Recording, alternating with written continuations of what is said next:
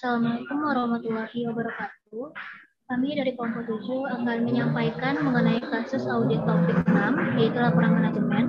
Sebelumnya kami akan memperkenalkan anggota kelompok kami terlebih dahulu. Yang pertama ada saya sendiri, yaitu Atika Fisanda Jela dengan nomor BP 1910531007. Yang kedua ada Hani Nadia Sabar dengan nomor BP 1910532031. Yang ketiga ada Halimatu Sadia dengan nomor BP 1910532039. Dan yang terakhir ada Gina Fadila Rahmadani dengan nomor BP 1910532052. Next. Baiklah, untuk penyampaian yang pertama akan diberikan kepada Halimatu Sadia. Kepada Halimah, disilakan. Baiklah, terima kasih atas kesempatannya. Yang pertama itu laporan manajemen tentang pengendalian internal atas pelaporan keuangan. Next. Manajemen perusahaan bertanggung jawab untuk membangun dan mempertahankan kontrol internal yang memadai atas pelaporan keuangan. Pengendalian internal perusahaan atas pelaporan keuangan adalah proses yang dirancang di bawah pengawasan Presiden dan Chief Executive Officer dan Chief Financial Officer untuk memberikan jaminan yang wajar mengenai keandalan pelaporan keuangan dan penyusunan laporan keuangan perusahaan untuk pelaporan eksternal sesuai dengan prinsip akuntansi yang umumnya diterima di Amerika Serikat. Next. Manajemen mengevaluasi efektivitas pengendalian internal perusahaan atas pelaporan keuangan menggunakan kriteria yang ditetapkan oleh Committee of Sponsoring Organizations of Tradeway Commission atau COSO dalam kerangka kerja pengendalian internal terintegrasi. Mengelola di bawah pengawasan dan partisipasi Presiden, Chief Executive Officer perusahaan, dan Chief Financial Officer menilai efektivitas pengendalian internal perusahaan atas pelaporan keuangan per tanggal 31 Desember 2009 dan menyimpulkan itu efektif.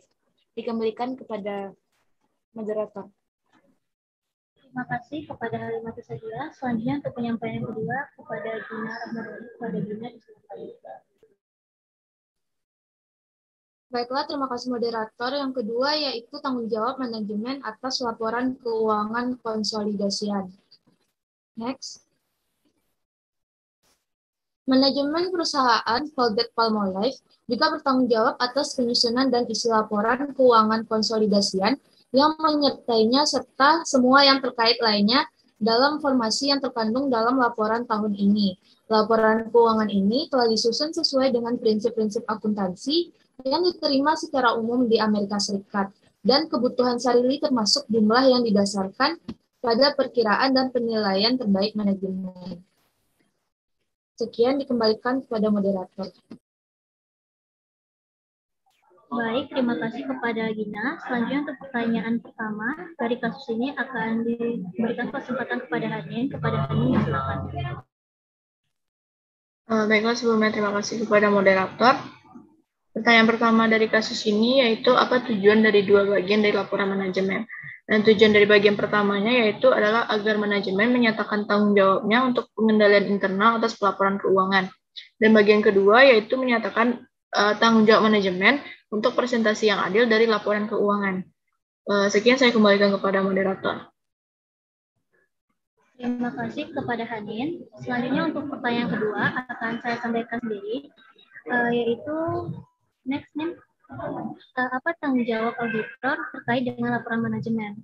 Yaitu tanggung jawab seorang auditor adalah untuk menyatakan pendapat tentang keadilan penyajian laporan keuangan dan juga tentang pendapatan tentang efektivitas pengendalian internal atas laporan keuangan. Yang mana pengendalian internal atas laporan keuangan tersebut merupakan suatu proses yang dirancang dan dilaksanakan oleh manajemen perusahaan dalam rangka mencapai keandalan laporan keuangan yang efisien dan efektif, serta operasi yang sesuai dengan kepatuhan terhadap peraturan yang berlaku untuk memberikan keyakinan yang memadai.